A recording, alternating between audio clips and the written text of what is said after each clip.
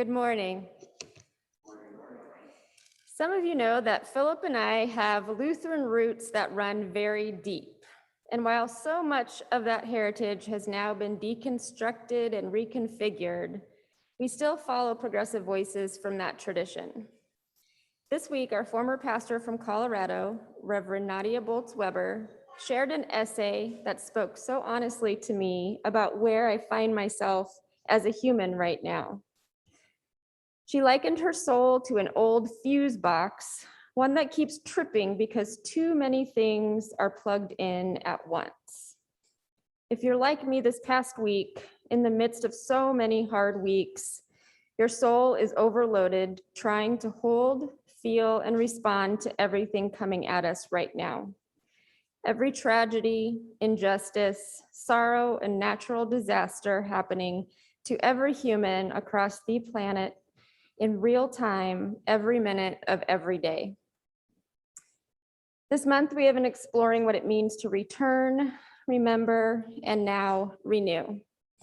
Yet how does one renew their commitment and their drive to do such hard work when the world is literally and figuratively on fire? What does it mean to extend this contract we've made with the world, with each other, and with ourselves? How do we repair, rebuild, committing to the work and priorities each day, again, and then again, and then again? So this morning, in words adapted from the UU Reverend Alex Klingenberg, I implore you, come, even when the weight of a world filled with so much pain and beauty rocks us. Come, when we want to escape, let us remember the kinship of rebellious community and the comfort of kind people. Come, let us remember that our sensitivity is also our strength, that our breaking hearts are also a way to wholeness. Come, let us practice and receive renewal.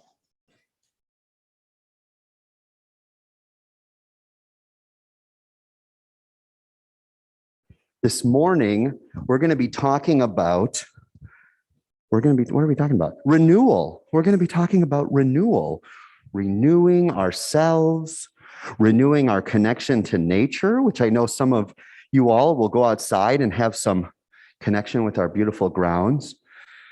And I'm wondering what might be in our Wonder Box this morning. So if you haven't ever opened the Wonder Box and you'd like to, you try to put your sister's hand down? I saw that. That was nice. Would you both like to open it up? Oh, your friend Nora. Well, yes. Why don't you two? You can work together. Show that sisters can get along. So you can open it right there. It sometimes squeaks. Oh my gosh! Thank you. Please have a seat. Please have a seat. Oh my gosh! What is this? Rocks.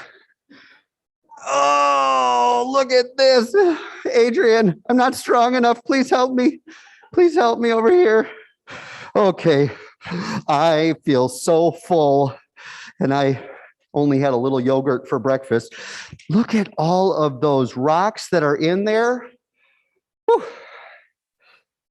I think of this a little bit like each of us, and in us are a bunch of rocks, these beautiful stones. You can pass that around. These stones that represent our commitments, all the things that are important to us, all the things that we care about. These rocks fill us up, and sometimes they fill us up so much that we think, I'm full. I'm so full. I can't take on one more thing. I have given all my compassion, all my kindness. I've been nice enough to my siblings. That's it. I'm done. But one of the beautiful things about these commitments is that they're supported by all of this gentle air beside it that can be filled with other things that bring it all together. And so I wonder if there's anything else in this box. Oh, let's see. Oh, I can carry this. Don't worry. Tiny rocks. Oh, good. This is a rocks box. This box rocks. That's right. Oh my gosh, look at these rocks. Well, these are little rocks. Here, you can pass this one around. Oh, these are kind of like little rocks. Oh, that's heavy. Wow. I started talking into this. So these little rocks might sometimes feel like not as big as these other rocks, but sometimes these little rocks are just the little things that can help us surround our commitments with littler commitments, and as such, help us to take more to heart these bigger commitments. So I'm going to see if we can put some of these in here. You think they'll fit? No? What? Okay. Oh, okay. Let's see. Okay. Okay, we gotta jiggle it. We gotta jiggle it. Anyone want to help jiggle it? You gotta just come up and help Adrian here. We gotta help jiggle it. There you go. Okay. All right, next jiggler. There we go. I don't know if we can fit these guys. Oh, I dropped one. That's okay. That's good. Throw that one in. We're almost done. Whew. Oh boy. Let's see if we can get those down. There we go. Oh, well, okay, that's full. I'm full. I don't want to do anything else. There's nothing else in this box. So what? There's one more thing. Oh my gosh, get the vacuums out after this service. Should have chose glitter instead. That would have been fun. Oh, I kind of messed you up, didn't I? Oh man, I went a little heavy on the. That's okay. I think it'll still work. I think it'll still work. We're gonna have to get a centrifuge. Okay, here we go. So this little sand, what's sand? Oh, ground up shells. What did you say? Small rocks. That's right. So it rocks only a little bit. Moved around. You said there's some shells, maybe some old little animals in there from the sea. Let's see if we can get some of these in. I don't know. Let's see what happens. We're gonna shake it up. We're gonna shake it up. I don't know. Let's see. Okay. Where's it gonna go? Oh my gosh. You can see it. Look. Oh, look at it. There it goes. All right. All right. Let's see if we can get a little more. All right, this is like sugar on my tea in the morning. There you go. I know. You're like, why did I volunteer to help you? Here we go. A little more. I don't even know if we're going to be able to fix it up, fit it all. Do you think? Here, why don't you pour a little? I'll I got it. Okay. All right. She's got it. All right. Let's see. We got a lot of things that fill us. Oh, I think it's going down. I think it's going down. Can you see it on the other side? Oh, Sometimes it's got to get forced a little, doesn't it? I know. Does that feel good when it gets forced? No, just gentle shaking, gentle tamping down of the coffee espresso. There we go. Oh my gosh. So the question I have when we look at this, take a seat. When we look at this, we say, oh my gosh, look at this little terrarium we have. Each of you a little place of where there's some sand and some big rocks, some little rocks. And in those spaces, you might say that there's a sense of love and a sense of connection to others who keep you going. And I expect that what comes to fill you as an individual, as a young person, as an older person, will be something that will take time, that will take gentle shaking rather than aggressive pushing. But I hope that this is a place where we can think about those things that fill us, that fill you, and that fills us as Unitarian Universalists, as people of this world. And so today, you're all going to go out and hang out in the gardens, and we're all going to hang out here, unfortunately, in the air conditioning. But hopefully we'll all be outside afterwards and hang out and think about how we can renew our commitments as one community filled with different people who all care.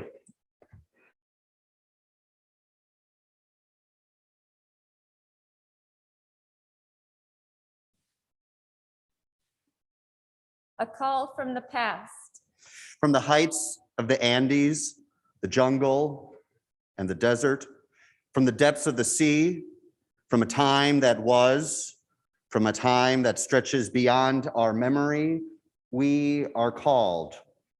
Our histories stretch back to the first people, the first steps, the collision of worlds, to abrupt beginnings, all wanderers of this land. We have inherited the unfinished labor of our ancestors, of those that came before us. We are called to continue the work. Call from the present. The voices of our people call us now. The world harbors their joys and their sorrows. We hear the cries of our people demanding justice. In that call, we recognize the voices of those who wander in the desert, the border crossers, the navigators, The justice seekers, the dreamers, and the hopeful. We weave our story to the story of our ancestors right here, right now. We are in the midst of responding to that call that comes from all the corners of this land. From the south, the north, the east, and the west. We are called to sustain the work. Call from the future. The voices of those who will be call us, a reminder of who we need to be. In the weaving of our story to the web of life, we must remember that we must not cut the strings, for there are others coming after us. Others with tender hearts and strong wills, with creative determination, those who will live in the house of tomorrow. Their vision escapes us, yet we are called to prepare the road to leave behind possibility and the foundations upon which they'll build a better tomorrow. We are called to create new opportunities. In this community, we hold hope close. We don't always know what comes next, but that cannot dissuade us. We don't always know just what to do, but that will not mean that we are lost in the wilderness. We rely on the certainty beneath the foundation of our values and ethics. We are the people who return to love like a North Star and to the truth that we are greater together than we are alone. Our hope does not live in some glimmer of an indistinct future. Rather, we know the way to the world of which we dream. And by covenant and the movement forward of one right action and the next, we know that one day we will arrive at home.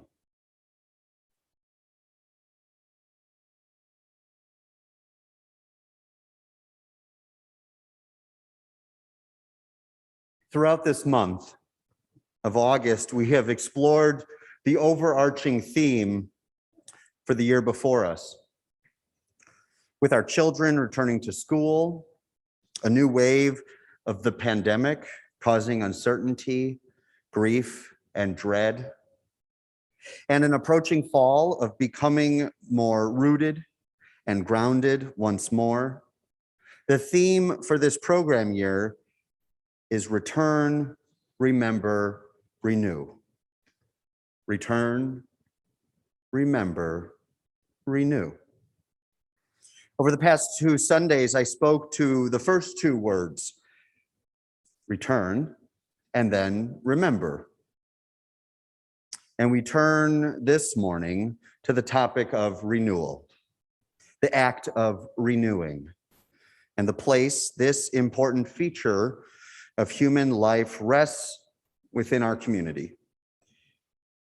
This year, we will not only consider the rituals of returning and remembering in all of their intricate and delicate nuances, but we will also consider again and again how we might renew ourselves, one another, our congregation and the wider community with regards to our values, our mission, and our ends.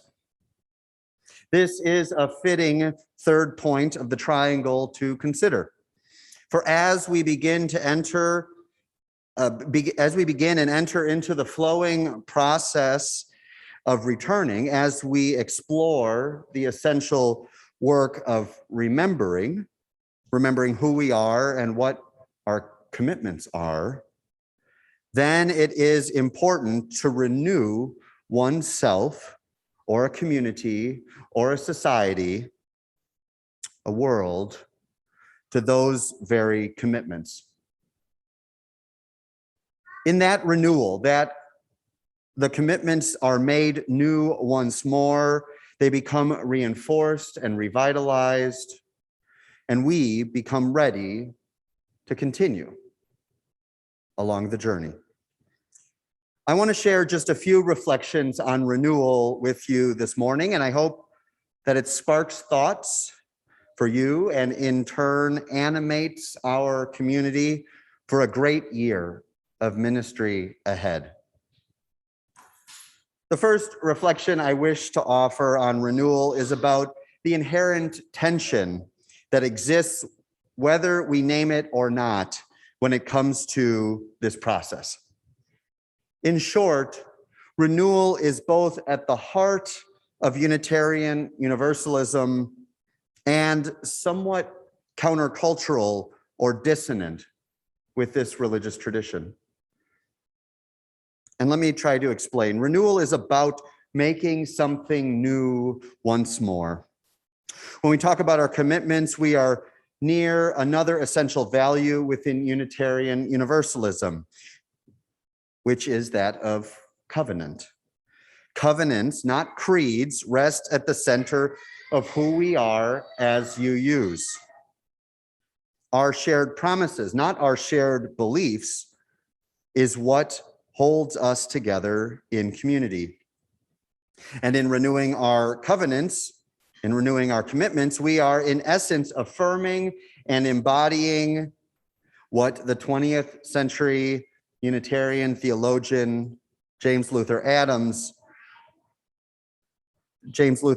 described us as being a covenant making, covenant breaking, and covenant renewing people.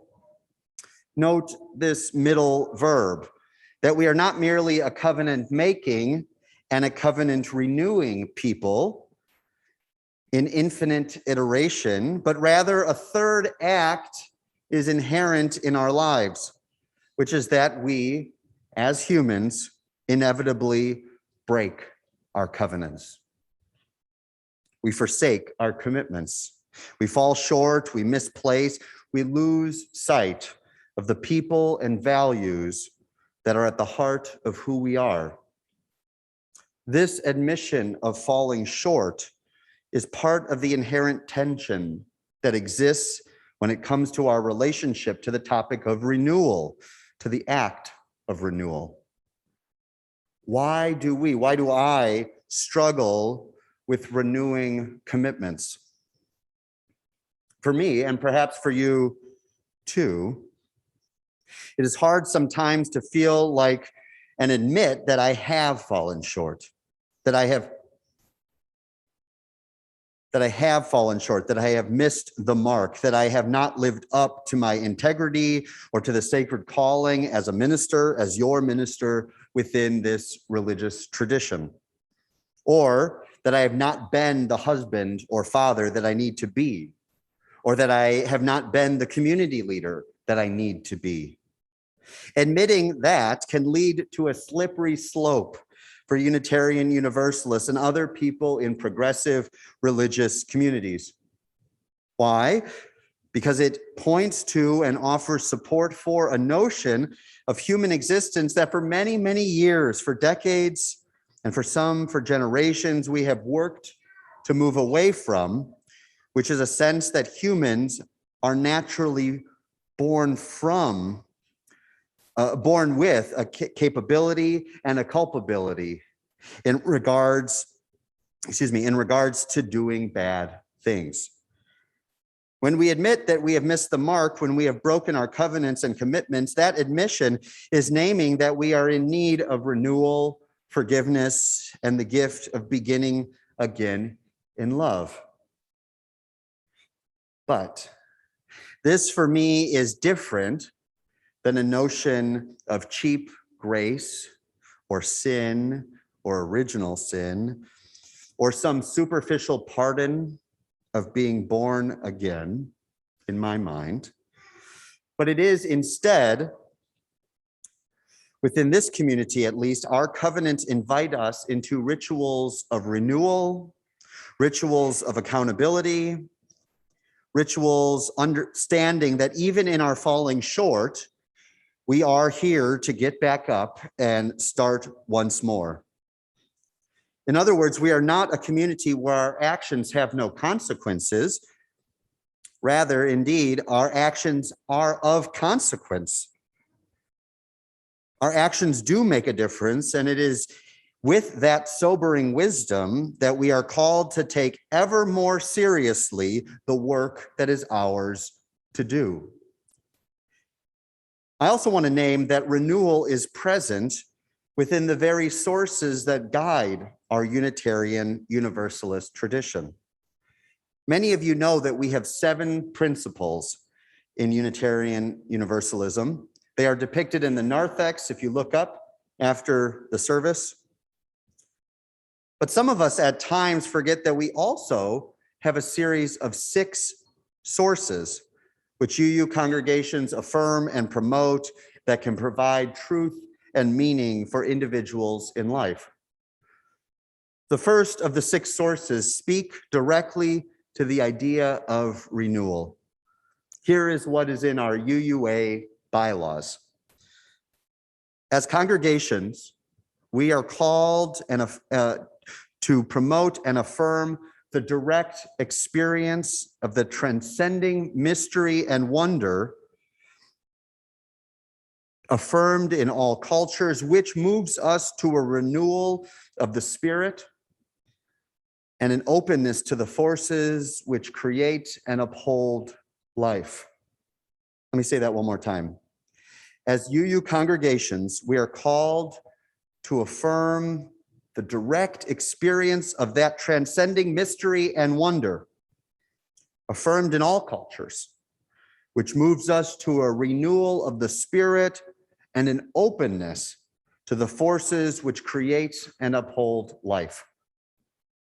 In other words, each of us, each of you has the capacity, the ability, the permission, the responsibility, and the encouragement to consider your direct experience, your life, as a source of gaining truth and meaning regarding the mystery and wonder of this world that may indeed lead you to a state of renewal. Your direct experiences in this life can lead you, can move you to a renewal of the spirit, a renewal of your life, your communities, a renewal that helps us recognize the forces which create and uphold life and move closer to those.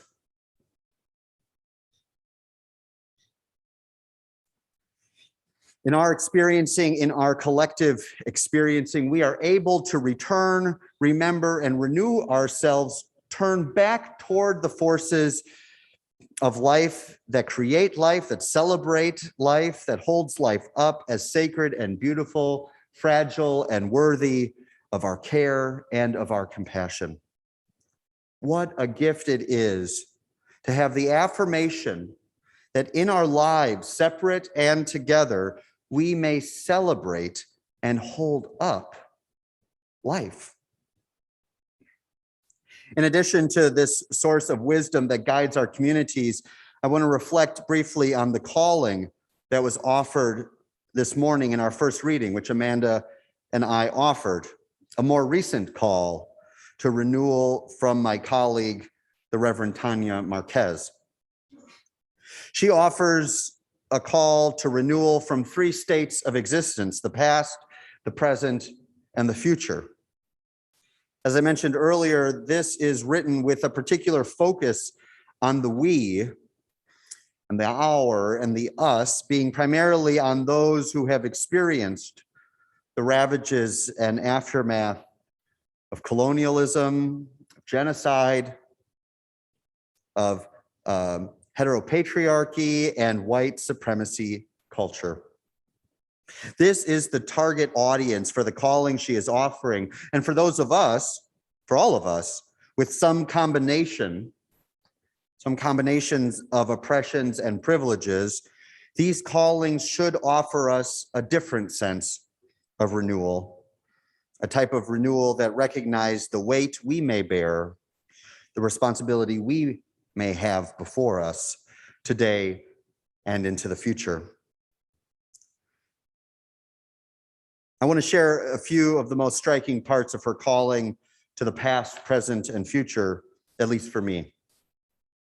In her call to the past, Reverend Marquez writes, quote, "Our histories stretch back to the first people, the first steps, the collision of worlds to abrupt beginnings, all wanderers of this land. We have inherited the unfinished labor of our ancestors, of those that came before us.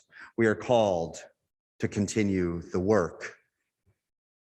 We are called to continue the work. We are called to renewal and move forward, not born again, not cleansed of wrongdoing, but continue to move forward, committed to what must be righted, to what must be done. She also offers this calling and consider where you exist within this calling. Think about the who in this particular quote that she is speaking to. We hear the cries of our people demanding justice. In that call, we recognize the voices of those who wander in the desert, the border crossers, the navigators, the justice seekers, the dreamers, and the hopeful. We weave our story to the story of our ancestors right here, right now. We are in the midst of responding to that call. This call that comes from the corners of this land, from the south, the north, the east, and west. We are called to sustain the work.